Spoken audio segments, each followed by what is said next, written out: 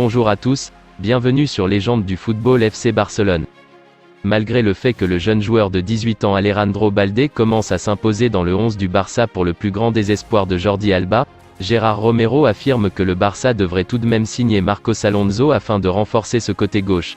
Selon le journaliste très informé quand il s'agit du club catalan, l'international espagnol de 31 ans sera un joueur du FC Barcelone d'ici la fin de la semaine. Ce transfert serait la volonté de Xavi.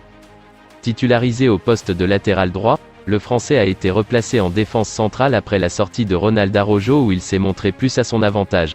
On tient là une grande recrue. Il s'est senti bien, il peut jouer sur toute la ligne défensive, à gauche aussi. Il peut marquer son époque. Il est bon en sortie de balle, il a du caractère. On tient là une grande recrue, a confié l'entraîneur Blaugrana, Xavi, en conférence de presse d'après-match au sujet de l'ancien joueur des Girondins de Bordeaux. Chelsea garde l'espoir de réduire les prétentions salariales de Pierre-Emerick Aubameyang, à temps pour le signer avant la fin du mercato estival 2022. Même si l'accord a été compliqué par une attaque contre l'attaquant de Barcelone. Pierre-Emerick Aubameyang et sa femme ont été agressés devant leurs enfants lors d'un violent vol à main armée aux premières heures de la matinée ce lundi. Bien qu'il vient d'avoir 33 ans, l'attaquant gabonais demande un contrat de 3 ans à Stamford Bridge, que Chelsea n'est pas prêt à offrir. Le club de Premier League n'a pas encore trouvé d'accord avec le FC Barcelone 30 millions d'euros selon Sky Sport. Mais on pense que cela pose moins de problèmes et que les deux clubs parviendront à un compromis entre 25 et 30 millions d'euros. Ces dernières heures, un voyage de Frenkie de Jong à Londres avait redonné espoir aux dirigeants du Barça de valider son départ pour la Premier League. 90 minutes précisent que le déplacement n'avait en réalité pour but que de passer un moment tranquille dans la ville anglaise. TDF ajoute que le joueur et son agent ont vérifié la légalité du contrat signé lors de sa prolongation et que tout est correct. Le milieu de terrain n'envisagerait pas de partir et ne souhaiterait pas non plus réduire son salaire. L'international néerlandais ne trouverait pas juste que ses émoluments soient diminués alors qu'il a refusé des propositions plus importantes au moment de sa venue en Catalogne. Un gros coup dur pour les dirigeants Blaugrana, qui ont apparemment un peu bluffé pour l'amener à considérer un départ ou une réduction de salaire. Le Barça devrait éprouver quelques difficultés à terminer son mercato. L'entraîneur barcelonais, Xavi, s'est exprimé sur le cas de ses deux défenseurs vétérans, Jordi Alba et Gérard Piqué. L'entraîneur du FC Barcelone, Xavi, estime que Gérard Piqué et Jordi Alba doivent se battre pour retrouver leur place dans le 11 départ. Les deux vétérans de la défense n'ont pas été titularisés lors de la victoire contre le Real Valladolid dimanche soir, 4-0. Xavi a déclaré dans la foulée: « J'essaie d'être honnête et clair avec l'équipe et j'essaie de mettre celui qui est meilleur. C'est moi qui décide, ils vont jouer. Ils sont très bons. Ils dirigent le vestiaire, ils encouragent, ils acceptent humblement la situation, mais ils doivent la changer », a poursuivi l'entraîneur Blaugrana au sujet de ceux qu'il a aussi côtoyés comme joueurs du côté du Camp Nou. Ils peuvent être très importants. Ils vont participer et jouer. Xavi s'est aussi exprimé à propos de son défenseur central Eric Garcia. Il s'est dit impressionné par sa production.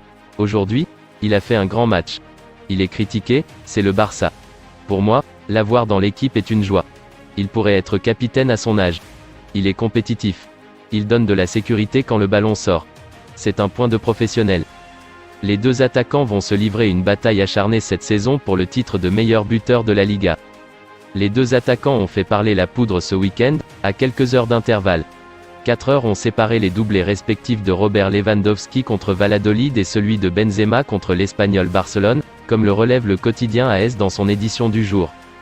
Tous deux incapables de marquer lors de la première journée, ils ont ouvert leur compteur but lors de la suivante, avec déjà un doublé pour le Polonais, et ont gardé le pied sur l'accélérateur lors de la troisième avec 2 buts chacun. Le jouet du Barça est déjà en tête du classement du Pichichi avec 4 réalisations, à égalité avec Borja Iglesias, et Karim, avec 3 buts, ne se laisse pas distancer par le 9 Blaugrana. Tous deux ont commencé la saison en marquant des buts, mais avec une influence différente sur le jeu de leur équipe. Karim affiche sa réputation de joueur associatif qu'il a toujours chéri, alors que Robert confirme qu'il est un prédateur implacable dans la surface. Tous deux ont joué un total de 270 minutes. Benzema a eu une plus grande influence sur le jeu du Real. Il a effectué 2 fois plus de passes que le Polonais, 134 contre 65, avec un taux de réussite légèrement supérieur. Le 9 madrilène est également plus présent dans la surface adverse, où il a touché le ballon 31 fois contre 22 pour le Polonais. Benzema a tiré davantage, mais Lewandowski a trouvé plus facilement le chemin des filets. Le Français a eu besoin de 20 tentatives pour marquer ses 3 buts, le Polonais seulement 14 pour en mettre 4. Le Madrilène a pour sa part délivré une passe décisive, pour Lucas Vazquez, lors du match face à Almeria. La saison dernière, Benzema a atteint le nombre de buts le plus élevé de sa carrière, 27 en Liga, 44 toutes compétitions confondues, tout comme Lewandowski, 50 buts au total. Le 16 octobre, ils seront en tête d'affiche au Bernabéu, pour leur premier face-à-face dans un classico. Le duel est lancé. C'est tout pour aujourd'hui, n'hésitez pas à ajouter des commentaires, abonnez-vous, ça coûte rien du tout, je compte sur vous, un grand merci pour le soutien, à la prochaine vidéo pour la suite de l'actualité.